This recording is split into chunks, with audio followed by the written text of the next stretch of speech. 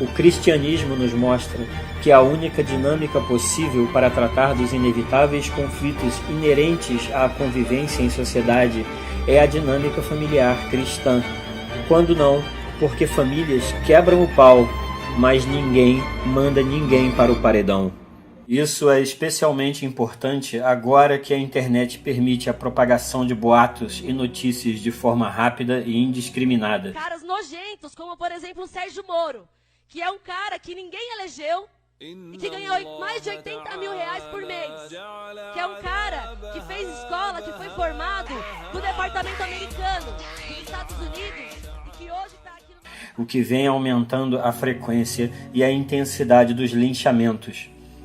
No ano retrasado, Sir Tim Hunt, bioquímico ganhador do Prêmio Nobel, fez uma piada de nerd sobre como mulheres cientistas em laboratórios atrapalham a pesquisa ao causar paixonites.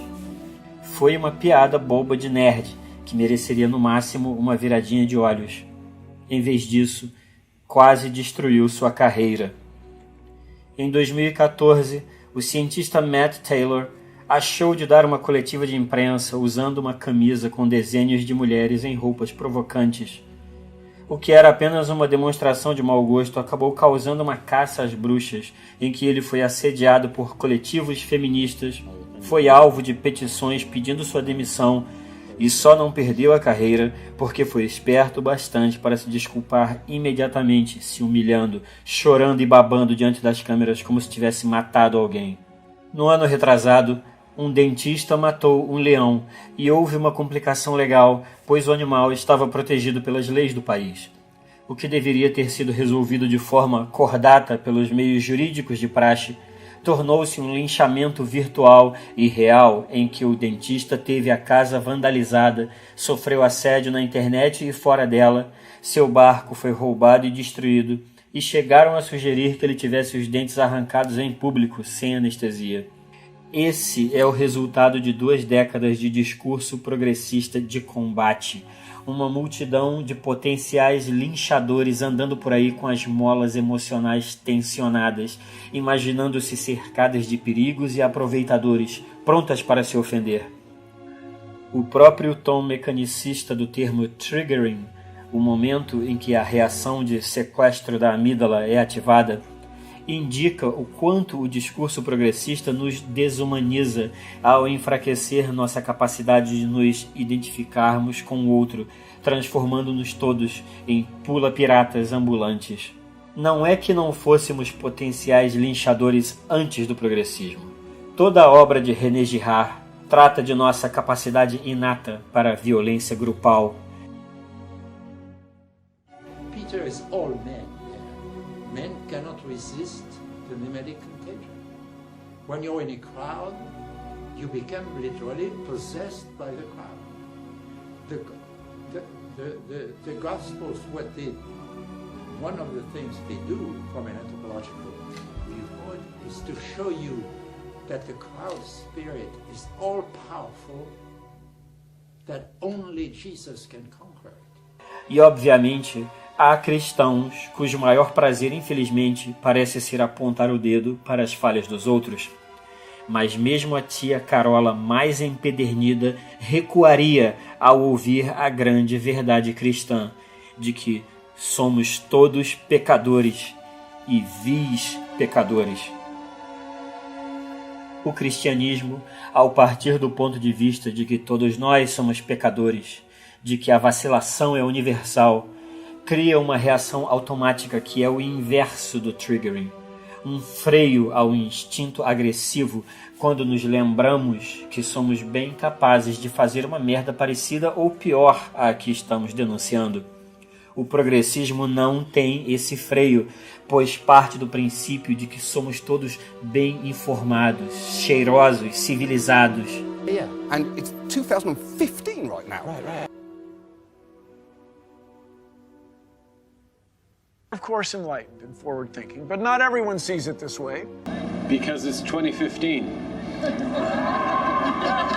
Esse é o mecanismo ilustrado no caso da adúltera que ia ser apedrejada no Novo Testamento. Nem que seja apenas pelo temor da opinião alheia, nenhum cristão vai querer ser conhecido como o gostosão que acha não ter pecados. Fora do cristianismo, só há sinalização de virtude, roubo de protagonismo, apropriação cultural, mansplaining, manspreading e etc. Claro que essa história de nos vermos todos no mesmo barco é mais fácil falar do que fazer.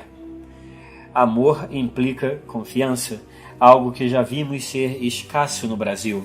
O problema, então, consiste em, de alguma forma, mudar a chave de relacionamento atual, da desconfiança para a confiança. Eu acredito que a Bíblia fornece um modelo para tratar o problema a partir da abordagem familiar. É a parábola do filho pródigo.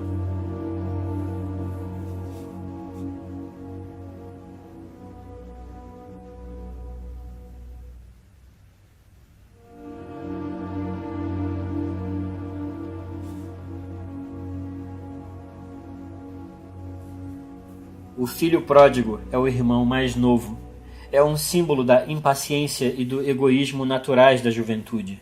Nesse esquema, o irmão mais novo é a esquerda. Essa parábola ensina, entre outras coisas, que a reconciliação é um objetivo belo e desejável e que ela é possível, uma vez que as partes envolvidas cheguem a determinadas disposições de espírito.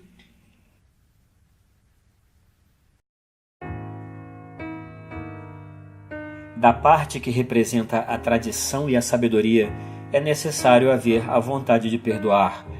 O pai, impaciente, sai de casa e vai para a estrada para encontrar o filho no meio do caminho e abraçá-lo. A primeira lição prática a tirar dessa parábola vai para a direita, para o pessoal que oprime muito no Twitter, a galerinha do Loen e etc.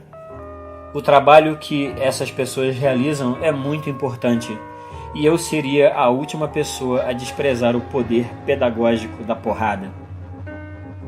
Como o bastão Keisaku, de que falei no começo dessa série de vídeos atesta, e o próprio Che Guevara, que dizia que há que se endurecer, mas sem perder a ternura. Severidade e rispidez não necessariamente implicam ódio. Assim como Che Guevara, eu também acredito que a ternura ainda é possível.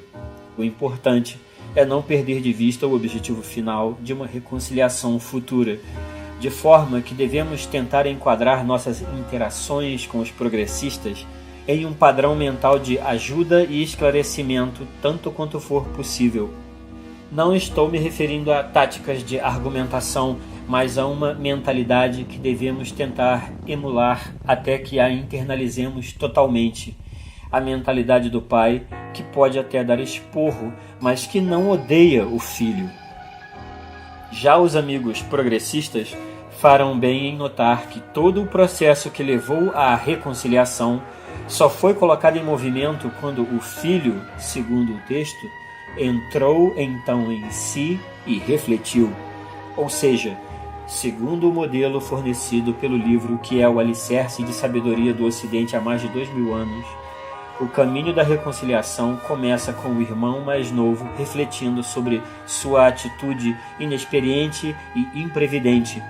É a introspecção sincera de um exame de consciência, o único estado de espírito que possibilita a interação informada por boa vontade e boa fé, sem a qual nenhuma discussão verdadeira é possível. A parábola do filho pródigo nos mostra as 3 atitudes possíveis diante da existência. O irmão mais novo é a esquerda, o rebelde, contestador, o que pergunta por que não? O irmão mais velho é a direita, o obediente, pois sua experiência... Lembre-se, ele também já foi o irmão mais novo. A sua experiência lhe diz o que acontece quando as regras não são seguidas. E por último, temos o pai, em cujo amor as diferenças se dissolvem em um abraço compreensivo, contanto que o filho mais novo entre em si, reflita e procure a reconciliação.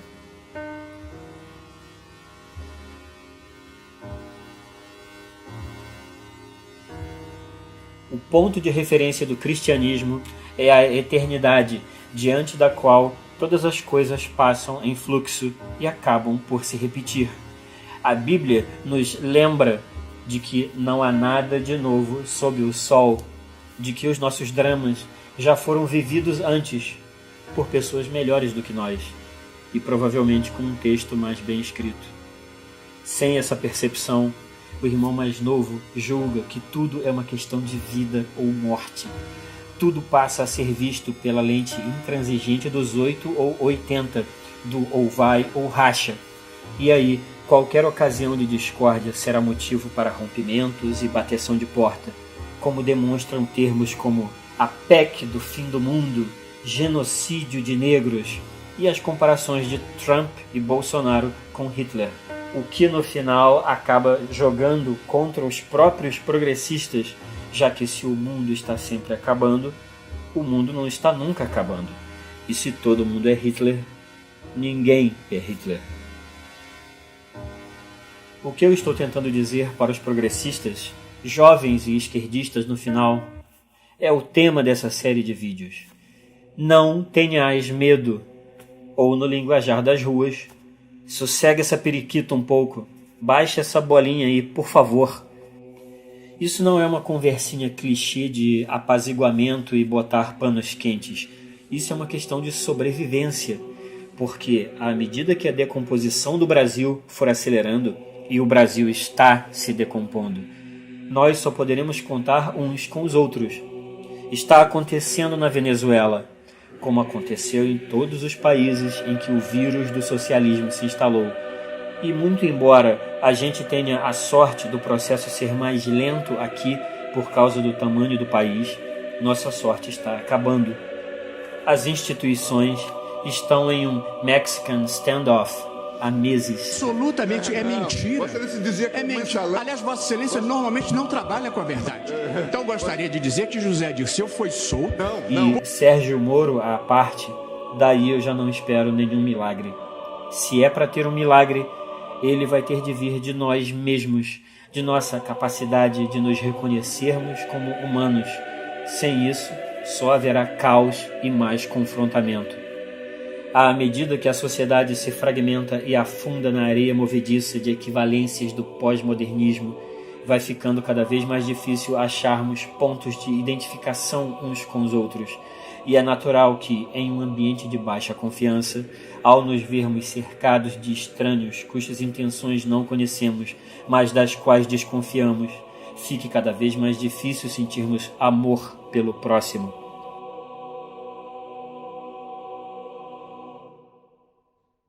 Antigamente, nós podíamos contar com uma rede de segurança que permitia esses momentos de reconhecimento. Um exemplo famoso é o da Trégua de Natal de 1914.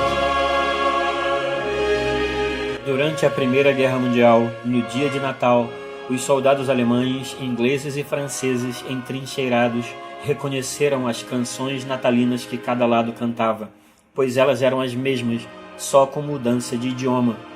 O cenário cultural compartilhado do cristianismo deu confiança para que os soldados se aventurassem para fora das trincheiras sem levar um balaço entre os olhos. Eles se lembraram de que eram diferentes, mas não tão diferentes assim. Em pouco tempo, uma trégua foi estabelecida em que os soldados trocaram lembranças, cantaram e beberam juntos, jogaram futebol e etc. Infelizmente, nós já não podemos contar com o panorama cultural compartilhado do cristianismo, a pomadinha de que antes dispunhamos para aliviar um pouco a dor da existência e do sofrimento humano. Mas, quem sabe, se fizermos um esforço para lembrar.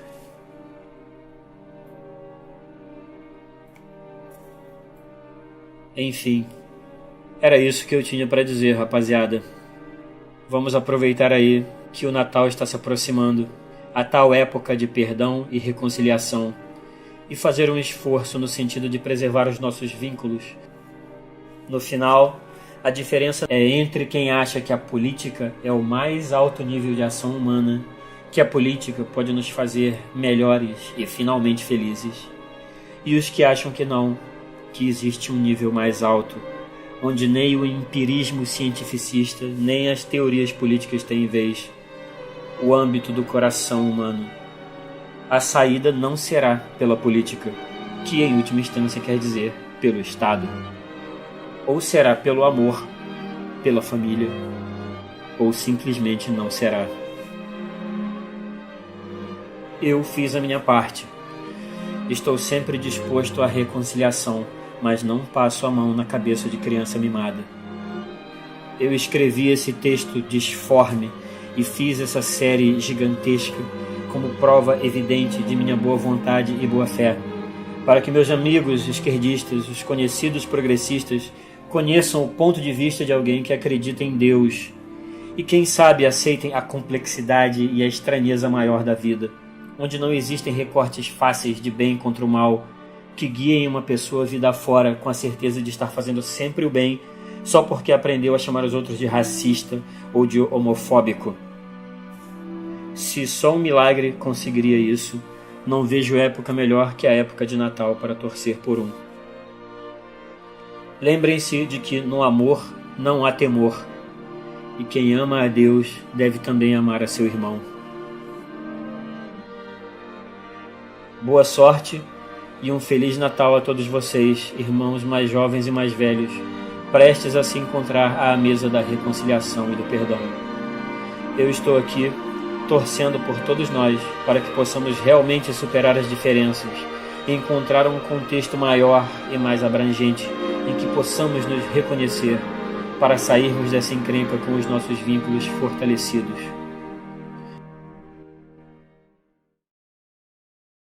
Mas, de qualquer maneira, eu já entrei no Krav Maga.